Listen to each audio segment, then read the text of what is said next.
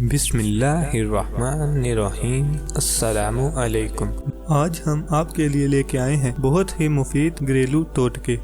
चाय या काफ़ी के दाग। चाय या काफ़ी के कप से चाय की पत्ती या काफ़ी के दाग धब्बे दूर करने के लिए इनमें बेकिंग सोडा डालकर हल्के हाथ से रगड़ें, दाग साफ हो जाएंगे।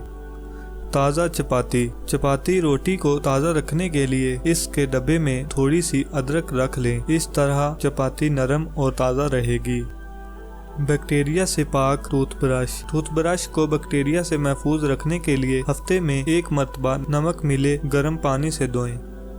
मोज़ों की सफाई। बच्चों के स्कूल के मोज़े बाज़ औक़ात पीले हो जाते हैं। इनको दोबारा सफ़ेद करने के लिए पानी में सफ़ेद सिरका मिलाकर साबुन के साथ धो लें। मोज़े सफ़ेद भी हो जाएंगे और सॉफ्ट भी हो जाएंगे।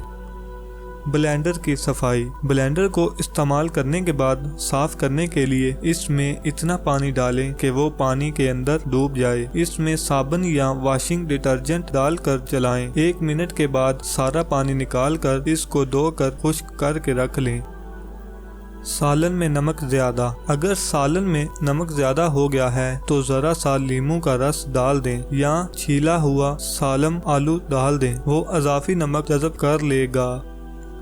नारियल काटना। अगर नारियल को 2 बराबर के हिस्सों में काटना है तो इसे तोड़ने से कबल चंद सेकंड के लिए आग पर गर्म कर लें। हेयर डाई के निशान। बाज़ वक़्त हेयर डाई के निशान कपड़ों पर आ जाते हैं। उनको दूर करने के लिए थोड़ी सी ग्लिसरीन गर्म करें और निशान पर लगा कर छोड़ दें। 15 मिनट बाद वॉशिंग पाउडर के साथ धोकर इस्त्री कर लें।